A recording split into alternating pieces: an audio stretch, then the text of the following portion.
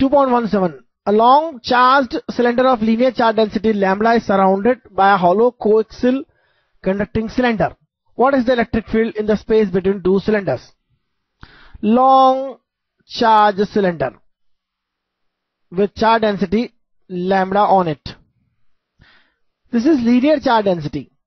Charge जरूर surface पर है, लेकिन वह केवल लीनियर चार्ज डेंसिटी ली जा रही है। इसका मतलब चार्ज पर यूनिट लेंथ अगर आप देखेंगे तो वो लैम्बडा मिलेगा।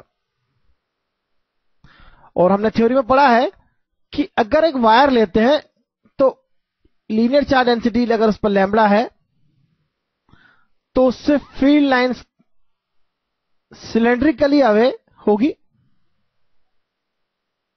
और यहां पर इलेक्ट्रिक फील्ड की जो वैल्यू होगी वो lambda upon 2 pi epsilon naught R होगी।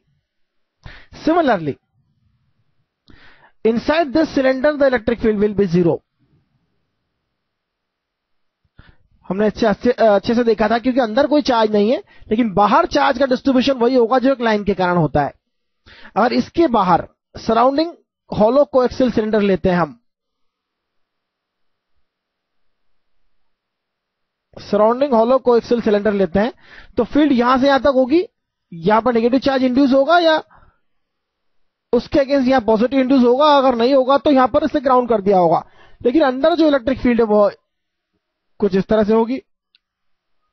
और इससे आप गॉस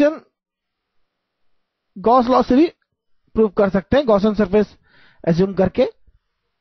अगर आपने इसके अंदर एक गॉसियन सरफेस एज्यूम किया जो r डिस्टेंस पर है और इसकी लेंथ सपोज l है, तो r डिस्टेंस पर अगर आपने गॉसियन सरफेस एज्यूम किया है, लेंथ l है, तो फ्लक्स की वैल्यू आप दो तरह से कैलकुलेट कर सकते हैं। एक तो चार्ज अपॉन एप्सिलॉन नॉट। तो व्हाट इज द चार्ज?